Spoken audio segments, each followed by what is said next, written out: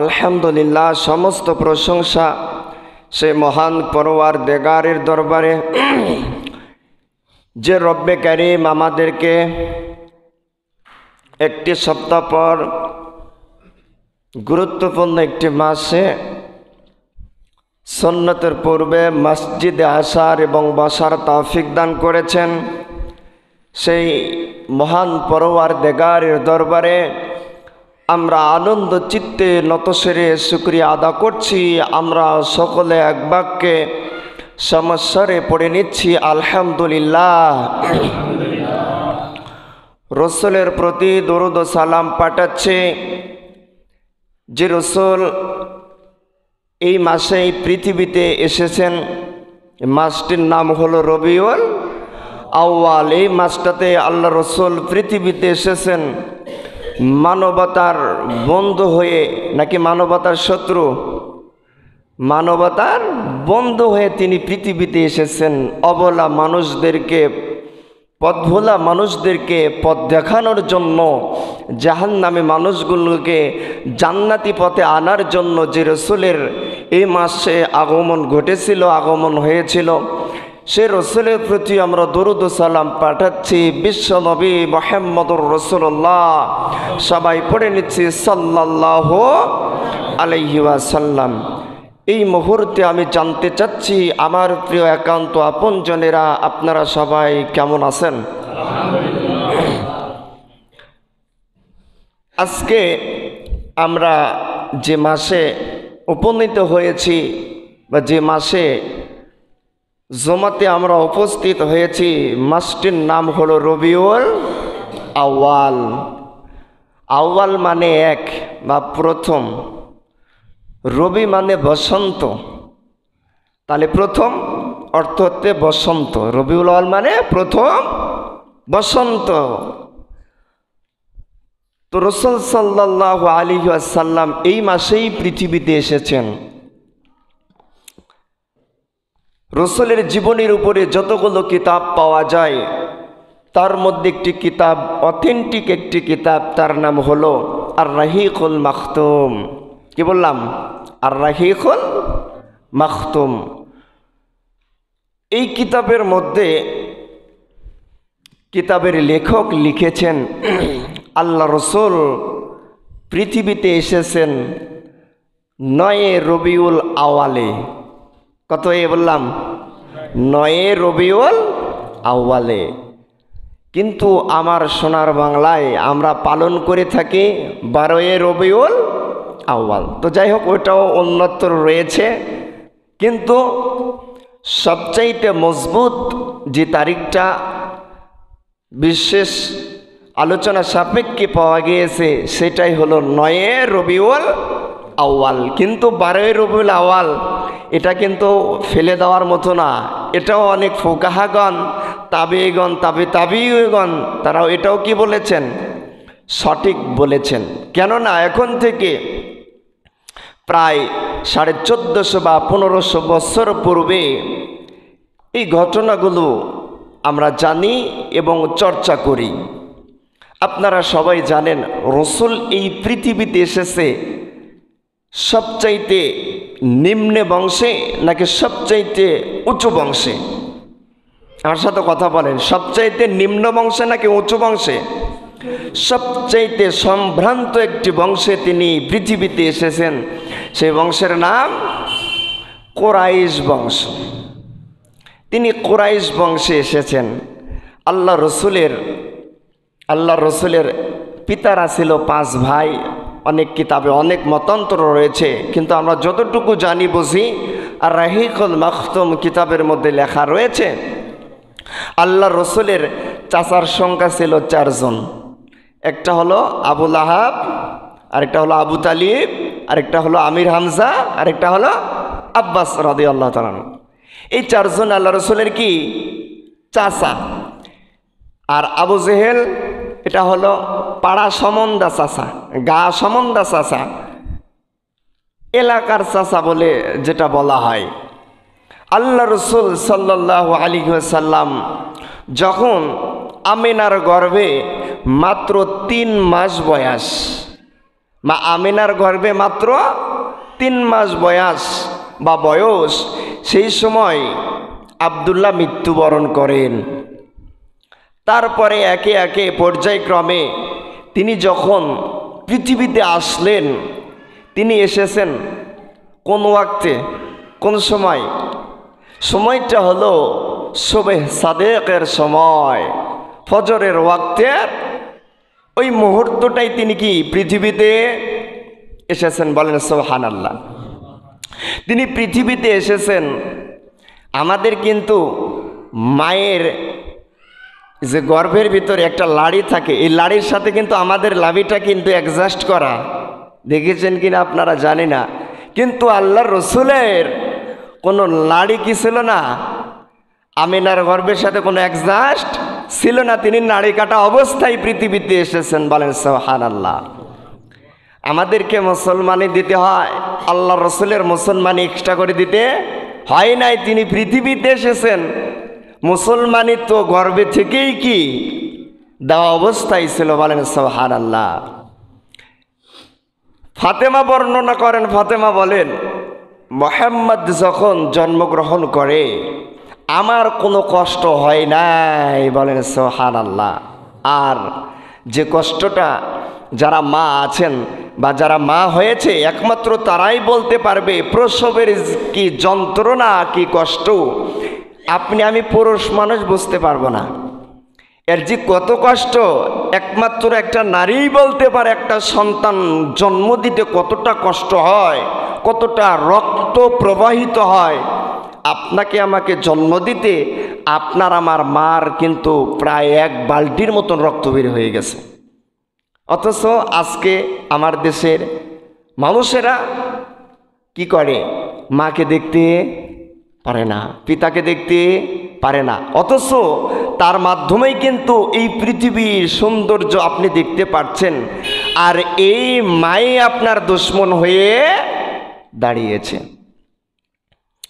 ফাতেমা হযরতে আমিনা বলেন যে মুহাম্মদ রাসূলুল্লাহ যখন জন্মগ্রহণ করেছে, জন্মগ্রহণ করার সময় একটা নূরের তাজাল্লি ওই সময় বের হয়ে গেছে। বলেন সুবহানাল্লাহ।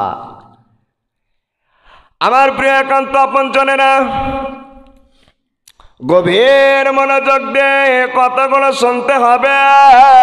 আমি আপনাদেরকে যে বিষয়টা বোঝাইতে চাই, আল্লাহর রাসূল এই পৃথিবীতে এসেছেন এই রবিউল আউয়াল মাসে। রবিউল আউয়াল মাস আমাদেরকে কি শিক্ষা দিচ্ছেন বা দিবেন, এই শিক্ষাগুলো নিয়ে আমরা কিন্তু আজকে আলোচনা করব। বিশ্বনবী মুহাম্মদুর রাসূলুল্লাহ সাল্লাল্লাহু আলাইহি ওয়াসাল্লাম যখন পৃথিবীতে আসার পর তার বয়স যখন 6 বছর, মা আমিনা মৃত্যুবরণ করলেন। তারপরে তার দাদা আব্দুল মুত্তালিব তার দেখাশোনা করলেন। 2 বছর দেখাশোনা করার পর আব্দুল মুত্তালিব তিনিও মৃত্যুবরণ করলেন। তারপরে আমার রসুলের দেখাশোনা করে চাচা আবু তালিব। আমার প্রিয় একান্ত আপনজনেরা, আমার দেশে 2টা শব্দ নিয়ে মারামারি, গন্ডগোল, ঝগড়া, বিবাদ।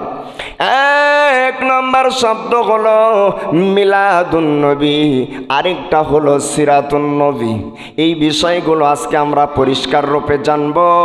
মিলাদুন নবী পালন করব নাকি সিরাতুন নবী মানব? মিলাদ শব্দের অর্থ হলো জন্ম, আর আন-নবী মানে আমার রসুলকে বোঝানো হয়। নবী মানে সমস্ত নবীকে বোঝানো হয়, আর আন-নবী মানে কেবলমাত্র শুধুমাত্র মুহাম্মদুর রাসূলুল্লাহ সাল্লাল্লাহু আলাইহি ওয়াসাল্লামকে বোঝানো হয়। আর সিরাতুন নবী শব্দের অর্থ হলো, সিরাত শব্দের অর্থ হলো ইতিহাস, মানে রসুলের জন্মে রসুলের ইতিহাস। আর আন-নবী মানে আমার রসুলকে বোঝানো হয়। তাহলে মিলাদুন নবী মানে জন্মদিন বা জন্ম, আর সিরাতুন নবী শব্দের অর্থ হলো ইতিহাস। আচ্ছা বলেন তো, জন্ম বা মিলাদ একদিন না কয়দিন? 1 দিন। মিলাদ মানে একদিনকে ইন্ডিকেট করে বোঝানো হচ্ছে। আর সিরাত মানে ৬৩ বছরের জিন্দিগিকে বোঝানো হচ্ছে। আপনি আমি সিরাতুল নবী পালন করব নাকি মিলাদুন নবী পালন করব? কোনটা পালন করলে মুক্তি পাওয়া যাবে? কোনটা পালন করলে আপনার আমার জীবনটা সুখময় হয়ে যাবে? মিলাদুন নবী পালন করেছিল আবু লাহাব পর্যন্ত। মিলাদুন নবী পালন করেছিল। কেমন ভাবে পালন করেছিল বাজান, একটু গভীর মনোযোগ দেন। আল্লাহর রাসূল যখন পৃথিবীতে আসলেন, আসার পর আবু লাহাবের একটা কিনা দাসী ছিল। যেই সময় রাসূল পৃথিবীতে এসেছেন ওই সময় মানুষ কেনা বেচা হতো। আমরা যেমন বাজারে নিয়ে যায় গরু ছাগল বিক্রি করি, ওই রকমভাবে রাসূলের জাহিলিয়াতের সময় মানুষ বাজারে কেনা বেচা হতো। একটা দাসী আবু লাহাব কিনে রেখে দিয়েছিল, তার নাম হলো সুয়াইবিয়া। কি নাম বললাম?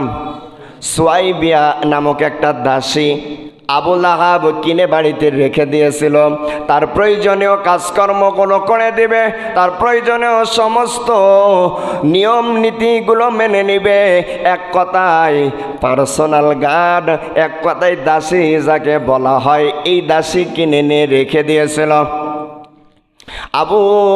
আবু তালেব আবু লাহাব জমিনের মাঝে কোনো একটা কাজ করতেছিল, কোনো একটা কাজে ব্যস্ত ছিল। মুহাম্মদুর রাসূলুল্লাহ সাল্লাল্লাহু আলাইহি ওয়াসাল্লাম যখন জন্মগ্রহণ করলেন, জন্মগ্রহণ করার পর এই সুসংবাদটা নিয়ে যাইয়া আবু লাহাবের কাছে যখন পৌঁছায়া দিল, এই আনন্দে এই সুসংবাদ দেওয়ার জন্য আবু লাহাব ডাকা দেয়া বলে, ও দাসী, তোকে আজকে আমি মুক্ত করে দিলাম। তোকে শুধু মুক্ত করে দিলাম না, এই যে আমার হাতে যেরকম আংটি আছে সেই রকমভাবে আবু লাহাবের হাতেও আংটি ছিল। ৩.৫ ভরি মোষের ওজনের একটা আংটি ওই সুয়াইবিয়াকে উপহার দিয়ে দিল। কেন?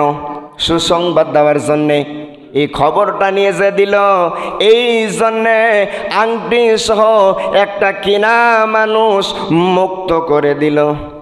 আমার কথা মনে হয় বোঝেন না আপনারা? কিনা মানুষকে মুক্ত করে দিল কেন? রাসূল সাল্লাল্লাহু আলাইহি সাল্লাম পৃথিবীতে এসেছে, আগমন করেছে, আর আবু লাহাবকে জানানো হয়েছে। এই আনন্দে, এই আত্মচিন্তায়, এই খুশিতে আবু লাহাব তার দাসীকে কি করে দিল? মুক্ত করে দিল। আল্লাহ রাসূল সাল্লাল্লাহু আলাইহি সাল্লাম ৪০ বছর বয়স পর্যন্ত মক্কা নগরীর কাছে ছিল হলো আল আমিন আস সাদিক। কি ছিল? আল আমিন আস সাদিক। ৪০ বছর বয়স পর্যন্ত। ৪০ বছরের পরে যখন আল্লাহ রসুলের কাছে কোরআনের এক একটা আয়াত নাজিল হওয়া শুরু হলো, সর্বপ্রথম এসে দাওয়াত দিয়েছে নিজের বংশের লোকের কাছে। বলেন সুবহানাল্লাহ।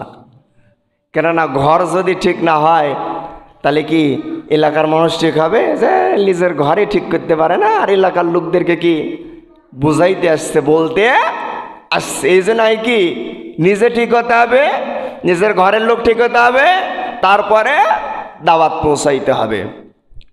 কিতাবের মধ্যে দেখলাম নিকট আত্মীয়দের মধ্য থেকে, বাপের কুল, নানা কুল, বন্ধু বান্ধবদের থেকে মধ্য থেকে ৪০ জন গুরুত্বপূর্ণ ব্যক্তিদেরকে আল্লাহ রসুল বাছাই করে নিলেন। কয়জন? ৪০ জন ব্যক্তিকে বাছাই করে নিলেন। নিয়া কাবা শরীফ থেকে বেশি দূরে না, আমি পাহাড়টা দেখে এসেছি। ওই যে মাঝখানে একটা দোকান আছে, ওই দোকানটা আর এটা মনে করেন এটা খানায় কাবা, আর দোকানটাই পাহাড়টা, এখনো ওইভাবে আছে পাহাড়টা। ওই পাহাড়ের উপরে আল্লাহ রসুল দাঁড়াইলেন। ওই পাহাড়ের উপর দাঁড়ানোর পর বিশ্বনবী মুহাম্মদুর রাসূলুল্লাহ সাল্লাল্লাহু আলাইহি সাল্লাম ডাক দিয়ে বলতেছে, ও আমার গোত্রের লোকেরা, ও আমার নিকট আত্মীয়রা, ও আমার প্রিয় একান্ত আপনজনেরা, এখন যদি আমি তোমাদেরকে বলি, এই পাহাড়ের পদদেশে এক গুপ্তচর ব্যক্তিরা অস্ত্র শস্ত্র নিয়ে তোমাদেরকে আক্রমণ করার জন্য, তোমাদেরকে মারার জন্য, তোমাদেরকে ধাওয়া করার জন্য প্রস্তুত আছে, তোমরা কি বিশ্বাস করো? তোমরা কি আমার কথা মেনে নেবা? আবু লেহাব, আবু জেহেল, আবু তালেব, রসুলের সমস্ত গোত্রের লোকেরা, নানা কোলের লোকেরা, তায়েববাসীরা সবাই এক বাক্যে একমতে বলল, মোহাম্মদ তুমি আল আমিন আস সাদিক, তুমি যা বলবা আমরা এক বাক্যে কি করব? মেনে নেব। এই কথা যখন মুহাম্মদুর রাসূলুল্লাহ জানায়া দিলেন, আল্লাহর রসুল এই সুযোগটা হাতে, এই সময়টা কাজে লাগাইলেন। ডাক দিয়ে বললেন, তোমরা যদি আমার সাথে পড়ে নাও, সবাই আমার সাথে বলেন লা ইলাহা ইল্লাল্লাহু মুহাম্মাদুর রাসূলুল্লাহ সাল্লাল্লাহু আলাইহি ওয়াসাল্লাম।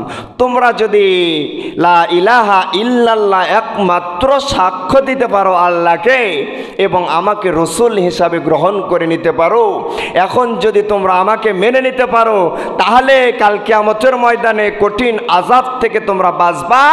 রব্বে কারীম তোমাদেরকে সমহান জান্নাত দিয়ে ধন্য করে দেবে। বলেন সুবহানাল্লাহ। এই কথা যখন বললেন, বলার সঙ্গে সঙ্গে আবু লাহাব নিচ থেকে একটা পাথর তুলে রসুলের চেহারা মোবারক মেরে দিলেন। বলেন নাউজুবিল্লাহ। আল্লাহ রসুলের চেহারা মোবারক থেকে রক্তগুলো ফিনকি দিয়ে জমিনে পড়তেছেন। আর আবু লাহাব একটা কথা বলেছিল, তাব্বালাকা সাইরাল ইয়াউমি আলিহাদা দাউতানা। হে মুহাম্মদ, এইরকম একটা অধর্ম কথা শোনার জন্য, আমাদের গুরুত্বপূর্ণ সময়গুলো নষ্ট করার জন্য আজকে পাহাড়ের পদদেশে ডেকে নিয়ে এসে আমাদের সময়গুলো নষ্ট করলা। তোমার সারাটা দিন ধ্বংস হয়ে যাক। এই কথা যখন বলেছে, সঙ্গে সঙ্গে রব্বে কারীম সূরা লাহাব নাজিল করে দিল। বলেন সুবহানাল্লাহ। আল্লাহ তাআলা সঙ্গে সঙ্গে সূরা লাহাব নাজিল করে দিলেন, তাব্বাত ইয়াদা আবি লাহাব ওয়া তাব। এই আবু লাহাব যখন বলেছিল, মুহাম্মদ তোর সারা দিনটা ধ্বংস হয়ে যাক, সঙ্গে সঙ্গে রব্বে কারীম কোরআনুল কারীমে সূরা লাহাবটা নাজিল করে দিলেন, তাব্বাত ইয়াদা আবি লাহাব ওয়া তাব। আমার রসুলের দিন ধ্বংস হবে না, আমার রসুলের সময়গুলো নষ্ট হবে না, বরং তোর দুই হাত ধ্বংস হয়ে যাক। কয় হাত? দুই হাত। এখানে আয়াতটা বুঝতে হবে বাজান। আবু লাহাব পাথর মেরেছে কয় হাত দিয়া? এক হাত দিয়া পাথর মারলো, কিন্তু দুই হাতের কথা কিন্তু আল্লাহ কেন বললো? জানার দরকার আছে না নাই? অবশ্যই জানার দরকার আছে। এক হাত দিয়ে পাথর মারলো, কিন্তু আল্লাহ কোরআনে দুই হাতের কথা কেন বললো? একটা কথা মাথায় রাখবেন, একটা বিষয়টা ভালো করে মাথায় রাখেন। আপনি যখন এক হাত দিয়ে কোনো ঢিল ছড়তে লাগবেন, কয় হাত দিয়া? এক হাত দিয়া যদি কোনো ঢিল ছড়তে লাগেন, এই হাত নড়বে কি নড়বে না? এই হাত নড়বে না? আপনি এটাতে মারবেন, এটাও কি একটু করে নাড়া দিবে, একটু করে নড়বে। এখান থেকে কি বুঝলেন? এক হাত দিয়ে ঢিল মেরেছে, আল্লাহ দুই হাতে ধ্বংস করে দিয়েছে। তো ইসলামের বিপক্ষে যারা একটু নাড়া দিবে, কি করবে? একটু নাড়া দেবে, একটু নড়ে চড়ে বসবে, তাদেরকেও আল্লাহ ধ্বংস করে দেবে। কথা বলেন ঠিক কিনা? ইসলামের বিপক্ষে আপনি আমি অবস্থান করি কি করি না? বিভিন্ন কায়দা ইসলাম ধ্বংস করার জন্য 180 মাইল বেগে আজকে মুসলমানের ঘরে জন্মগ্রহণ করেও আমরা কি পায়তারা শুরু করে দিয়েছি। বললাম নাকি? এইরকম ভাবে যদি আপনি আমি নাড়াচাড়া দেই, আবু লাহাবের মতন আপনার আমার অস্তিত্ব পর্যন্ত থাকবে না। কিতাবের মধ্যে দেখলাম আবু জেহেলের কবর বদরের ময়দান আমি দেখে এসেছি।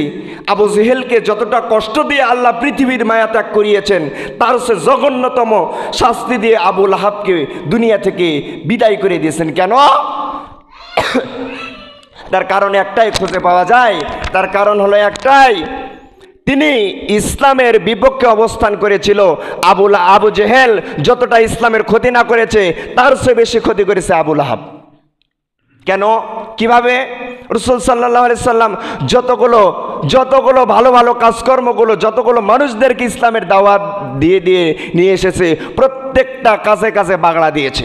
আপনারা জানেন রাসূল সাল্লাল্লাহু আলাইহি সাল্লামের দুইটা মেয়েকে আবু লাহাবের দুইটা ছেলের সাথে বিয়ে দিয়েছিল। বিস্তারিত আলোচনা আরেকদিন করবো, আজকে ওইভাবে সময় নেই। আমরা সামনে জমায় হয়তো বা এইগুলো বলার সুযোগ পাবো, সময় পাবো। লাহাবের তাফসীর অনেক বিস্তারিতভাবে 2-2.5-3 ঘন্টা বললেও শেষ করা সম্ভব নয়। যে কথা আমি মূল টপিকটা, মূল সারমর্মটা আমি আপনাদের মাঝে আজকে তুলে ধরতে চাই। আবু লাহাব ইসলামের বিপক্ষে অবস্থান করেছে, ইসলামের কাজকর্মগুলো অমান্য করেছে, এই জন্য রব্বে কারিম তাকে ধ্বংস করে দিয়েছে। আপনি আমিও যদি কি ইসলামের কাজকর্মগুলো যদি একটু নাড়াচাড়া দেই, আপনার বংশে বাতি দেওয়ার লোক খুঁজে পাওয়া যাবে না। আবু লাহাব মরেছে কিভাবে শোনেন। তিনি মরেছে কিভাবে? বদরের ময়দান থেকে ফিরে আসার 10 দিন পর। বদরের ময়দানে এই খাটাস মরেছিল না, 10 দিন পরে তার এমন একটা রোগ দেখা দিয়েছিল, এই শরীর থেকে মাংস মানে পচে পচে গলে পড়ে যায়। নিকট আত্মীয়রা, স্ত্রী সন্তান হ্যানত্যান যারা আছে, এরা বাড়িতে থাকতে দেয়নি, নিয়ে যাইয়া সুন্দর করে একটা গর্ত করেছে। গর্ত করে গন্ধ তো থাকা যায় না, কি করবে? ওই গর্তের পাশে কোনোভাবে লাঠি দিয়া গুতা গাতা দিয়ে রেখে আসছে। পাশ দিয়া লোক যাচ্ছে আর বলতেছে, কে রে, মানুষ এই এলাকায় বসবাস করে না, এই লাশটা এইভাবে কেন রেখেছে? অথচ তিনি জিন্দা আছে, অথচ তিনি মরে নাই, এই লাশটা এখানে এইভাবে কেন রেখেছে? পাশ থেকে তার নিকট আত্মীয় ডাক দিয়ে বলে যে, ভাই, আপনি যদি ওই ব্যক্তিকে ওই যে গর্তটা দেখতেছেন, ওই গর্তের মধ্যে যদি আপনি কি ঠেলে দিয়ে পুঁতে দিতে পারেন, আপনাকে অনেক টাকা দেওয়া হবে। এই কথা শুনে ওই লাকে, মনে করে ওই ব্যক্তিটা লাকে যে কোনোভাবেই হোক গামছা টামছা হ্যান পেঁচিয়ে লাঠি দিয়া গুতাইয়া কি করেছে? ওই গর্তের মধ্যে নিয়ে যায় পুঁতে জিন্দা মানুষকে পৃথিবী ছাড়া করেছে। আপনি যদি ইসলামের বিপক্ষে অবস্থান করেন, আপনি যদি দিন কামে আন্দোলনের পিছনে না ব্যয় করেন, সময়গুলো না ব্যয় করেন, আপনি যদি কোরআনের বিপক্ষে অবস্থান করেন, মসজিদের বিপক্ষে অবস্থান করেন, রাসূল সাল্লাল্লাহু আলাইহি সাল্লামের দ্বীনের বিরুদ্ধে যদি আপনি কি করেন, চলাফেরা করেন, আপনার মৃত্যু আর আবু লাহাবের মৃত্যুর মধ্যে কোনো পার্থক্য থাকবে না। এই সমাজে অনেক লোক আছে যারা ইসলামের বিপক্ষে অবস্থান করার জন্যে তাদের যে পরিণতি, যে করুণ অবস্থা, যা বলে আপনাদের মাঝে বলে শেষ করা যাবে না। এই জন্য আল্লাহর কোরআনকে আপনাকে মহব্বত করতে হবে, আল্লাহ রসুলকে আপনাকে মহব্বত করতে হবে। অন্যদের এক হাদিসের মধ্যে পাওয়া যায়, রাসূল সাল্লাল্লাহু আলাইহি ওয়াসাল্লাম বলেন, ওই ব্যক্তি প্রকৃত ঈমানদার হতে পারবে না যতক্ষণ না তার অর্থ সম্পদ, সন্তান সন্ততি, নিকট আত্মীয়র সে আমাকে বেশি না ভালো বাসবে। এই জন্য আমরা কি করব? কোরআনকে মহব্বত করব, আল্লাহর ঘর মসজিদকেও কি করব? আমরা মহব্বত করব, কি করব না? দরকার আছে? আচ্ছা বলেন তো, এই আল্লাহর ঘর মসজিদ কার ঘর? এটা কি কোনো একক ব্যক্তির? না এটা মহেশ কাকার, না সেলিম ভাইয়ের, না আনার কাকার, না এখানে মাস্টার সাহেবের? কারো? এই মসজিদ কি কারো? বাপদাদার পৈতৃক সম্পত্তি এটা জনগণের। আমি নওগাঁ থেকে এসে এখানে কি আমারও হক আছে না নাই? এই মসজিদে হক আছে না নাই? প্রত্যেকটা ব্যক্তির এই মসজিদে হক আছে। শুধু এই মসজিদ না, সমস্ত মসজিদ, সমস্ত মুসলমানের। কেউ যদি এখনই কালেমা তৈয়বা লা ইলাহা ইল্লাল্লাহ মুহাম্মাদুর রাসূলুল্লাহ পড়ে ওযু করে মসজিদে ঢুকতে পারবে কি পারবে না? ওর জন্য এই মসজিদ তার অধিকার আছে না নাই? অবশ্যই তার অধিকার আছে। এই জন্য এই সম্পদগুলো, এই আল্লাহর ঘর মসজিদগুলো রক্ষা করার দায়িত্ব মনে হয় ওই চণ্ডীপুর এলাকার লোকের। আপনাদেরই কি না? তাহলে রক্ষা আপনাদেরকেই করতে হবে, হেফাজত আপনাদেরকে করতে হবে। এই মসজিদের বিরুদ্ধে বা কোরআনের বিরুদ্ধে বা রসুলের বিরুদ্ধে অবস্থান যদি আপনি করেন, আপনার মৃত্যু আর আবু লাহাবের মৃত্যুর মধ্যে কোনো পার্থক্য থাকবে না। এই জন্যে যারা এখনও মসজিদ নিয়ে কি পাইতারা করতেছেন, কোরআন নিয়ে পাইতারা করতেছেন, দিন আন্দোলনের কায়েম নিয়ে যারা পাইতারা করতেছেন, আল্লাহর দোহাই দিয়ে আমি আপনাদেরকে বলে যাই, মেহেরবানি করে এগুলো বন্ধ করেন, বন্ধ করেন, বন্ধ করেন। এছাড়া আপনার মৃত্যু কোনো মুসলমান, কোনো হুজুর দ্বারা হবে না। দেখবেন এমনভাবে আপনার মৃত্যু হয়েছে জানাজা ছাড়াই কিন্তু আপনি পড়ে মরে আছেন। এরকম লোক আছে না নাই? অনেক লোক এরকম আছে যে জানাজা হয় না, কোনো কায়দা কেমনভাবে মরে গেছে খুঁজে পাওয়া যায় না। তো এই জন্যে আমরা যে বিষয়টা নিয়ে আলোচনা করছিলাম, আজকে রবিউল আউয়াল মাসের 5 তারিখ। কয় তারিখ? 5 তারিখ। তাহলে এখান থেকে আমরা জানতে পারলাম রবিউল আউয়াল মাসটা খুব গুরুত্বপূর্ণ একটা মাস, যেই মাসে রসুল পৃথিবীতে এসেছে, যেই মাসে রসুল এই অফাত মোবারক হয়েছে। অফাত মানে মৃত্যুবরণ করেছে এই রবিউল আউয়াল মাসেই। তো সামনে জমায় আমরা এই পুরো রবিউল আউয়াল মাসটা নিয়ে এই মাসব্যাপী আমরা ইনশাল্লাহ খুব গুরুত্বপূর্ণ আলোচনাগুলো শুনব এবং শুধু মিলাদুন নবী পালন করব নাকি সিরাতুন নবী? হ্যাঁ, মিলাদুন নবী পালন করবেন? কারা কারা মিলাদুন নবীর পক্ষে? হ্যাঁ, এখানে ভালো করে শব্দটা বুঝেন। মিলাদুন নবী মানে রসুলের জন্ম। আচ্ছা বলেন তো, রসুলের জন্ম কয়দিন? একদিন। কয়দিন? রসুলের জন্ম একদিন। আর সিরাতুন নবী মানে জন্ম ইতিহাস, পুরা জিন্দেগির ইতিহাস, রসুলের ইতিহাস 63 বছরের জিন্দেগি। তাহলে বলেন তো, এক বেশি না 63 বেশি? একের মধ্যে 5 না 5-এর মধ্যে 1? 5-এর মধ্যেই কি 1 না, নাকি একের মধ্যে 5? আপনি যদি মনে করেন যে আমি মিলাদুন নবী পালন করব, সিরাতুন নবী কি করব, লাথি মেরে আউট করে দিব, তাহলে এটা মনে করতে হবে যে 1-এর মধ্যে 5 আর 5-এর মধ্যে 1 নাই। আপনি যদি সিরাতুন নবীটা পালন করেন, ওর মধ্যেই কি মিলাদুন নবী আছে, ওর মধ্যেই কি মিলাদুন নবী আছে, ওর মধ্যেই আপনি পাবেন, ওর মধ্যেই আপনি কি পালন করতে পারেন। আচ্ছা বলেন তো, কারো জন্মদিন পালন করা জায়েজ আছে? হ্যাঁ, আমার দেশের কিছু সুন্নি আছে, সুন্নি ভাইরা, এরা হলো কি করে, এই মিলাদুন নবী নিয়ে খিচুড়ি পাকায়, বিভিন্ন ধরনের কত কি কারবার করে। আমাদের এই দিকে মনে করেন উত্তরবঙ্গে ওই রকম নাই। আপনি ওই ব্রাহ্মণবাড়িয়া হ্যানতেন ওই এলাকাগুলোতে দেখবেন, ওই যে গিয়াসুদ্দিন আর তাহিরি আছে না, এক বক্তা গিয়াসুদ্দিন আর তাহিরি, যারা নেট চালান তারা বলতে পারবেন, ওরা যে কি কারবার করে, খিচুড়ি খায় আর কি নাকি জিলাপি আর কত কি, এই মিলাদুন নবী কি উপলক্ষে তারা করে থাকে। আমরা আসলেই যে কথা আমি আপনাদেরকে বলতে চাচ্ছি, 5-এর মধ্যে 1 আছে, কিন্তু 1-এর মধ্যে 5 নাই। কিছু কিছু ভণ্ডরা আছে, তারা ঈদ বানাইছে হলো 3টে। কয়টা? 3টা। ঈদুল ফিতর, ঈদুল আজহার, আরেকটা হলো মিলাদুন নবী। এটা আরেকটা কি বানাইছে? ঈদ বানাইছে। বানিয়ে তারা কি ঈদ উদযাপন করে, বলে নাউজুবিল্লাহ। আমরা কিন্তু ওই ভণ্ডদের সাথে তাল মিলাবো। মুসলমানের ঈদ হলো 2টা, ঈদুল ফিতর আর একটা হলো ঈদুল আজহা। রব্বে কারীম আমাদেরকে সহিহ বুঝ দান করুক সবাই। আল্লাহ